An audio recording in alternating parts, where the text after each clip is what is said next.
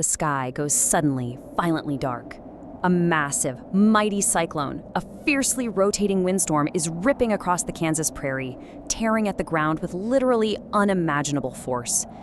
In the middle of all this chaos, a small farmhouse is swept up, whirling higher and higher into the storm. Inside, a terrified young girl named Dorothy clings to her little dog Toto, as the house is carried away to a distant, completely unknown land. By the end of today's story, you'll understand more of the language while naturally improving your English through this explainer. With a sudden, heavy thud, the flying farmhouse finally crashes to the ground. Dorothy pushes open the door, steps outside, and her breath is just instantly taken away. You see, up until this exact moment, Dorothy had lived her entire life in a dreary landscape. And when I say dreary, I mean dull, bleak, and lifeless. A truly depressing place. Her Kansas home was entirely gray. The grass, the house, even the sky, all gray. But stepping out of that dreary world, she suddenly finds herself in the vibrant, colorful, and breathtakingly beautiful land of Oz.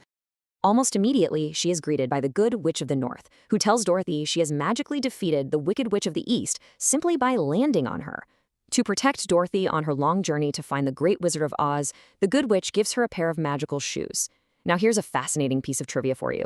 While you might be picturing the famous ruby red slippers from the 1939 movie, in L. Frank Baum's original novel, these magical shoes were actually silver. Just imagine those silver shoes sparkling brightly against the yellow brick road as Dorothy sets off. Not long into her journey, she meets a rather unusual figure perched up on a pole in a cornfield. It's the Scarecrow. And he is absolutely desperate for a brain, that crucial organ of intellect and thought. The poor Scarecrow's head is just stuffed with straw, and he wants nothing more than to be able to actually think things through. So he climbs down and joins Dorothy on her quest. As they venture deeper into the dark, thick forest, they stumble upon something even stranger. Standing perfectly still amongst the trees, completely rusted solid, is the Tin Woodman. Dorothy carefully oils his joints, slowly bringing him back to life. Now, the Tin Woodman has a deeply tragic past. He wasn't always made of metal. He was once a real flesh-and-blood man named Nick Chopper, who fell madly in love with a Munchkin girl. But their romance was thwarted. It was cruelly prevented from succeeding by an evil witch who bewitched his axe with dark magic. Piece by piece, he literally lost his human body and was rebuilt in tin. But in the process, he lost his heart. So he joins the group, desperately hoping the wizard can give him a new one so he can finally feel love again. As the three friends continue down the road, a terrifying roar echoes through the trees. A massive beast bounds into the road right in front of them. But, surprise, this beast is actually a coward, and a coward is a person who entirely lacks the courage to endure dangerous or unpleasant things. Turns out, it's the Cowardly Lion. He acts incredibly fierce at first, roaring as loud as he can. But when little Toto barks at him, the massive lion is absolutely terrified. He literally wipes a tear from his eye with his own tail. So, what do you think a magnificent beast who is afraid of his own shadow might wish for from the wizard? He desperately desires courage, that rare bravery and ability to do something that truly frightens you. He joins them because his life is simply unbearable without even a little bit of courage. Now the trio of friends is perfectly complete, all bound together by their shared hope as they march onward toward the Emerald City. Of course, their journey is filled with wild obstacles. At one point, they have to cross a breathtakingly beautiful field of bright red poppies. But these flowers are deadly. Their heavy, magical scent slowly puts Dorothy, Toto, and the lion into a deep, unbreakable sleep. It's only the quick thinking of the Scarecrow and the Tin Woodman, who thankfully don't need to breathe, that saves their friends from sleeping forever in that scarlet field. After surviving the poppies, they finally reach the massive green gates of the Emerald City.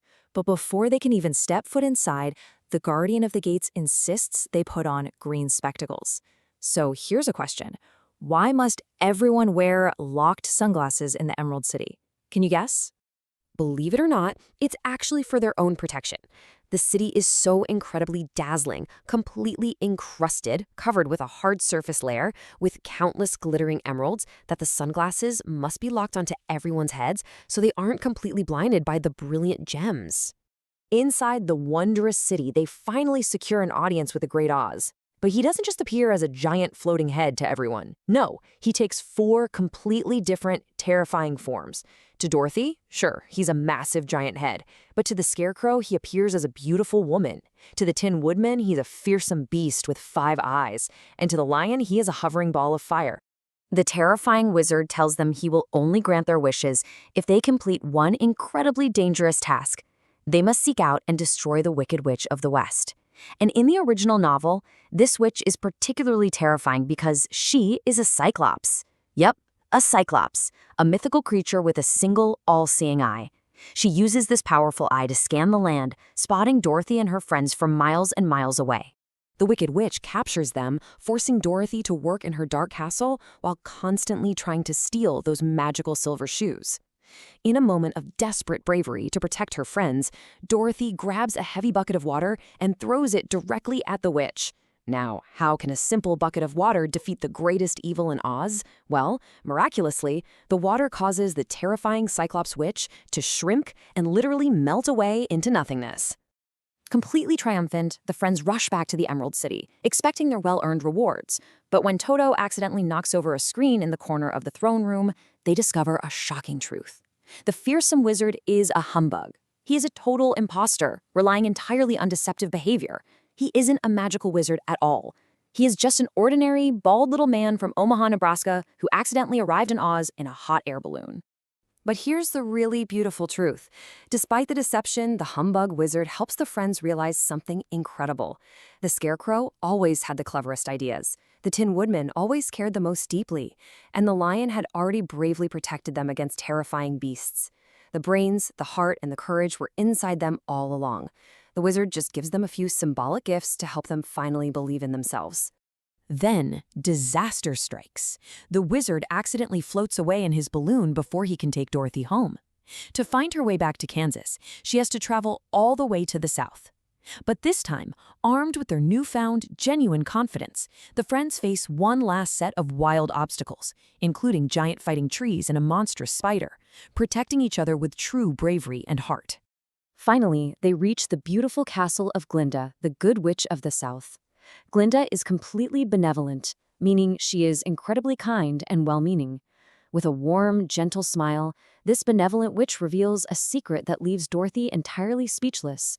The power to return home was always right there on her feet. "Click your shoes 3 times, Glinda tells her. Dorothy embraces her dear friends, crying as she says a heartfelt goodbye to the Scarecrow, the Tin Woodman, and the Cowardly Lion. She holds little Toto tight, clicks the heels of her magical silver shoes together 3 times, and commands them to take her home. In an instant, she is whirling through the air, the wind whistling right past her ears. Suddenly, she wakes up sitting right there on the broad Kansas prairie, her Aunt Em running out to hug her. The magic of her journey was just incredible. Think about it. She had escaped those dreary plains, walked alongside a coward who finally found his courage, defeated a terrifying Cyclops, and unmasked a humbug of a wizard, all before being saved by a benevolent witch. Which leaves us with a really beautiful thought to ponder. Was the true magic in those silver shoes, or was it in the journey itself and the friendships she made along the way?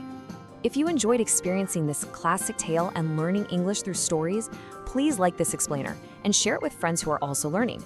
Subscribe to The English Effect for more immersive storytelling, and click the link in the description to download your completely free vocabulary companion guide.